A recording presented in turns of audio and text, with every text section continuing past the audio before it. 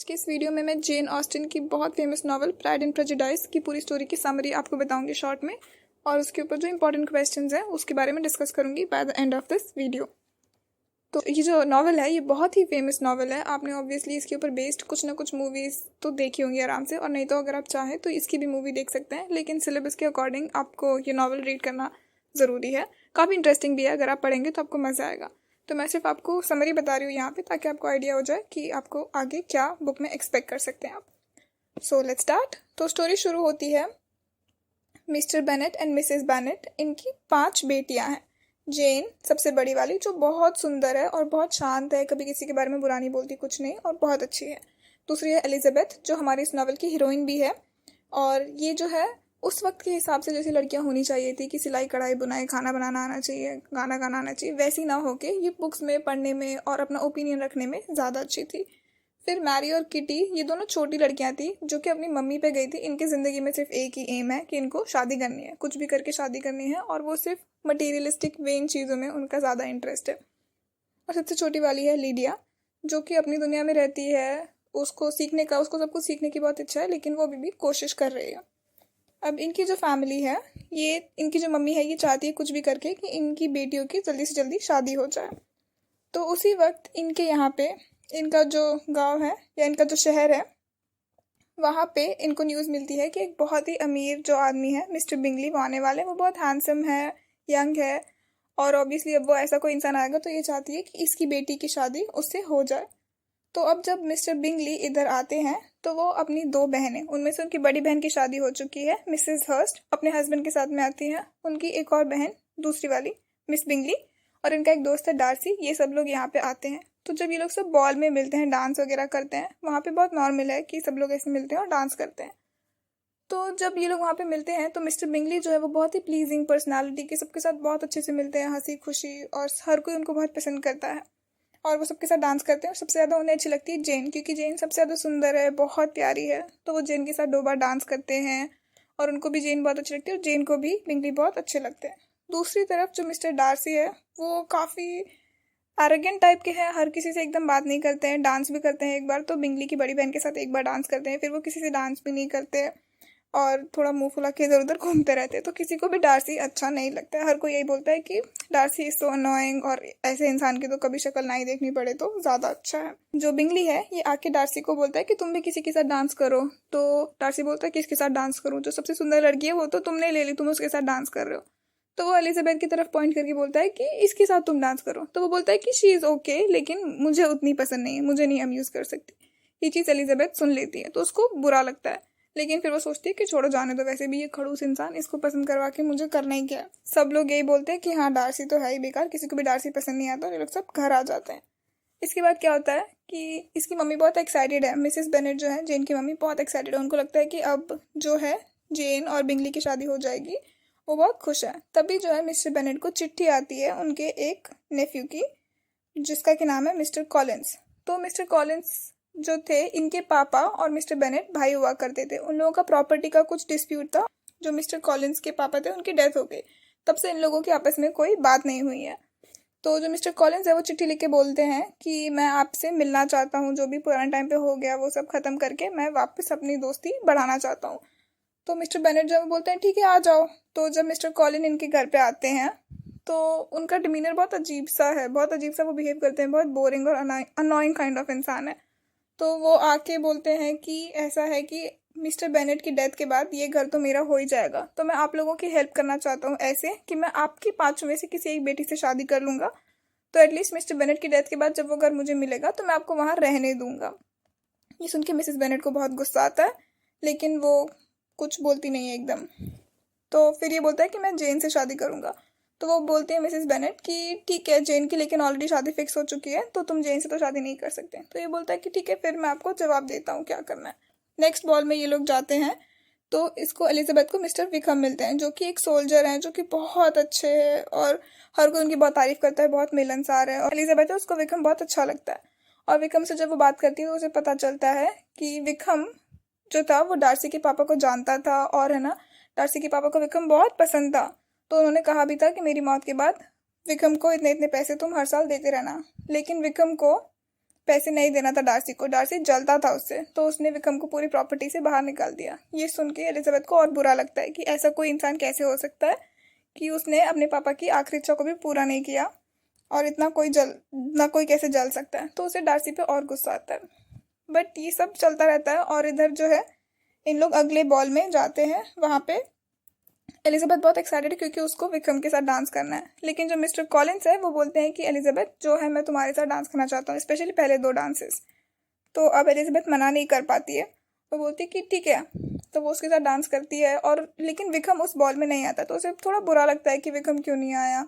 तो वो किसी और से बात करती है, तो वो उसको बताते हैं कि क्योंकि उस डार्सी यहाँ पे इसीलिए विक्रम नहीं आया। तो एलिजाबेथ को थोड़ा अजीब लगता है कि विक्रम ने तो कहा था कि डार्सी को मुझसे डरना चाहिए, मुझे तो उससे कोई डर नहीं है, तो फिर भी वो क्यों नहीं आया बॉल में। बट फिर वो सोचती है कि चलो ठीक है, जाने दो, क्या कर सकते हैं।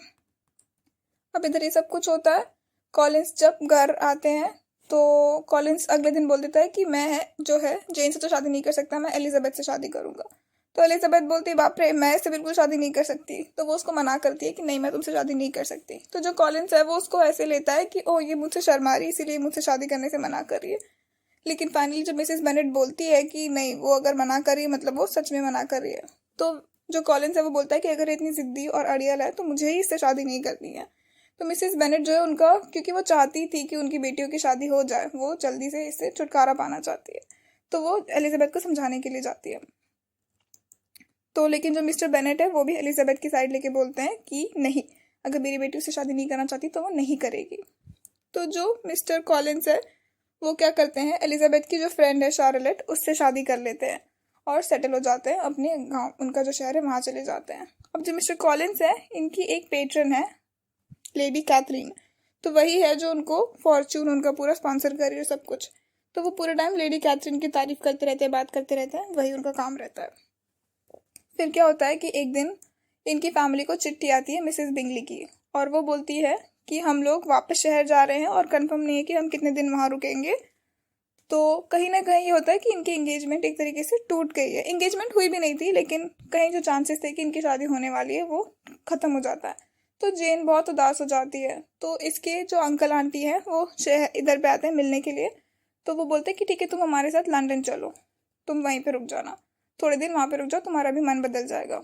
तो जो जेन बोलती है ठीक है, और उसको कहीं थोड़ी उम्मीद रहती है कि शायद मैं लंदन में जाऊँगी तो मुझे बिंगली मिलेगा, तो हो सकता है हम कुछ बात कर सके, सॉर्ट आउट कर सके। तो वो उनके साथ लंदन चली जाती है। तो वो मिसेस बिंगली को चिट्ठी लिखती है और बताती है कि मैं यहाँ पे आ गई हूँ, अगर आपको मिलना होगा तो हम लोग मिल सकते हैं। तो लेकिन जो मिसेस बिंगली का रिस्पॉन्स आता है वो बहुत ही बुरा रिस्पॉन्स रहता है, जिसको पढ़ के जेन को और बुरा लगता है। अब इधर एलिजाबेथ यहाँ पे अकेली है, उसको करने के लिए कुछ नहीं है, तो वो सोचती है कि मैं शार्लेट से जाके मिल लूँगी। शार्लेट जिसने मिस्टर कॉलिंस से शादी की थी, उसकी फ्रेंड। तो वो उसके घर जाती है। तो मिस्टर कॉलिंस को अब ज़्यादा दिखाना है ना, क्योंकि उनका ईगो हर्ट हो चुका था कि एलिजाबेथ ने मुझसे शादी करने से मना किया। तो वो और दिखाते हैं कि हाँ ये देखो, मेरा घर और सब कुछ बहुत प्रॉपर है। लेकिन एलिजाबेथ को वैसे भी उस इंसान में कोई इंटरेस्ट नहीं था, क्योंकि उनकी कोई भी पसंद वगैरह कुछ भी मैच नहीं होता था, वो इंसान भी अलग अलग है। और फिर फुल टाइम जो लेडी कैथरीन है वो इनको इनवाइट करती रहती है, तो आए दिन इनको चाय कॉफ़ी पे डिनर पे उनके वहाँ जाना रहता है। और जो मिस्टर कॉलिंस, उनको बहुत अच्छा लगता है किसी लेडी कैथरीन इतनी बड़ी औरत जो है, इतने बड़े घर की औरत, वो हमको खाने पे बुलाती है और हमारा इतना ध्यान रखती है। बट एलिजाबेथ को इन सब चीज़ों से इतना कोई इंटरेस्ट नहीं है, उसे फ़र्क नहीं पड़ता कि कोई कितना अमीर है या क्या कर रहा है। फिर एक दिन उनके वहाँ पे जो डार्सी है और एक कर्नल है वो वहाँ पे आते हैं। तो इसकी उनसे बात चालू हो जाती है, क्योंकि उस घर में तो इसको इतना कोई मज़ा नहीं आ रहा होता है, क्योंकि वो लेडी कैथरीन से भी बात करने में इसको इतना कोई इंटरेस्ट नहीं होता है। तो जब वो कर्नल से बात कर रही होती है तो कर्नल उसको बताते हैं कि डार्सी मेरा बहुत अच्छा दोस्त है और इसकी बहन का मैं भी ध्यान रखता हूँ। और अभी अभी मुझे बता रहा था कि इसका जो दोस्त है बिंगली, वो एक गलत घर में शादी करने वाला था, लेकिन डार्सी ने वो शादी होने से उसको बचा लिया और उसने अपने दोस्त को बचा लिया। तो एलिजाबेथ को समझ में आ जाता है कि डार्सी ने वो शादी तोड़वाई है। तो उसको लगता है शायद कि डार्सी चाहता है कि बिंगली की शादी उसकी छोटी बहन से हो जाए, डार्सी की छोटी बहन से, इसीलिए उसने वो शादी तोड़वा दी। तो इसको डार्सी पे बहुत गुस्सा आता है। और फिर अगले दिन क्या होता है, डार्सी आके इसको प्रपोज करता है और बोलता है कि तुम मुझे बहुत पसंद हो, मैं इतने दिन से कंट्रोल कर रहा था, लेकिन अब मैं तुम्हें सच बता रहा हूँ, तुम मुझे पसंद हो, मैं तुमसे शादी करना चाहता हूँ। तो एलिजाबेथ बहुत चिड़ी हुई रहती है, तो उसको बोलती है कि तुम्हारे जैसे इंसान से तो मैं कभी शादी ना करूँ, मुझे पता है तुमने विक्रम के साथ क्या किया और तुमने मेरी बहन की शादी भी तोड़वा दी, और तुम्हें क्या लगता है मैं तुमसे क्यों शादी करूँगी। तो वो उसको ऐसे करके भगा देती है वहाँ से। तो वो कुछ नहीं बोलता, वो चला जाता है। फिर अगले दिन वो उसको एक चिट्ठी देता है। उसमें वो सब कुछ बताता है कि विक्रम जो है उसने तुम्हें जो भी कुछ बताया मुझे ये नहीं पता, लेकिन जो विक्रम है वो बहुत ही एक कनिंग इंसान है। उसको मेरे पापा ने प्रॉमिस किया था कि वो पैसे देंगे, लेकिन उसने क्या किया, बहुत सारा लोन लेके रखा बाहर, और उसने मेरी बहन को अपने प्यार के जाल में फंसाया। और उसको वो भगाने ही वाला था कि मुझे एंड टाइम पे पता चल गया, तो मैंने उनको रोक दिया, क्योंकि वो मेरी बहन की प्रॉपर्टी अपने नाम पे करवाना चाहता था। इसीलिए वो उसको शादी के जाल में फंसाने की कोशिश कर रहा था, और इसीलिए मैंने उसको अपनी प्रॉपर्टी से निकाल फेंका। और तुम्हारी बहन की शादी के लिए मैं माफ़ी मांगना चाहता हूँ, क्योंकि मुझे ऐसा लगा कि तुम्हारी बहन मेरे दोस्त को उतना प्यार नहीं करती है, प्लस तुम्हारी फैमिली जैसी है, उसकी मम्मी क्योंकि बहुत लाउड है और सब कुछ, तो इसीलिए मुझे लगा कि ये हमारे लिए रिश्ता सही नहीं होगा, इसलिए मैंने तोड़वा दिया, जिसके लिए मैं अब माफ़ी मांगता हूँ। तो ये सब सुन के एलिजाबेथ को थोड़ा लगता है कि ओके, माफ़ी मांग रहा है, ठीक है एटलीस्ट। लेकिन ये सब होने के बाद जो है डार्सी वहाँ से ऑलरेडी जा चुका होता है, और फिर ये अपनी बहन जेन के वहाँ जाती है, और फिर ये घर जाती है तो अपने पापा मम्मी से मिलती है और सब कुछ। फिर क्या होता है कि इनकी जो दो छोटी बहनें किटी और लीडिया, ये लोग अभी तक, ये दोनों को बस शादी करने का ही शौक है। तो इनको सडनली जो रेजिमेंट है जो इधर आया होता है, उनके साथ में ये काफ़ी टाइम स्पेंड कर रहे होते हैं, और इन लोगों को आखिरी दिन है रेजिमेंट के जाने का, तो ये लोग सब मिलते हैं अब। क्योंकि लेकिन एलिजाबेथ है वो विक्रम की सच्चाई जानती है, तो वो विक्रम से नॉर्मल बात करती है, लेकिन पहले की तरह क्लोज नहीं रहती, क्योंकि पहले उसको विक्रम बहुत अच्छा लगा होता है, बट अब नहीं। तो विक्रम को भी थोड़ा आइडिया हो जाता है। फिर जो है रेजिमेंट चला जाता है।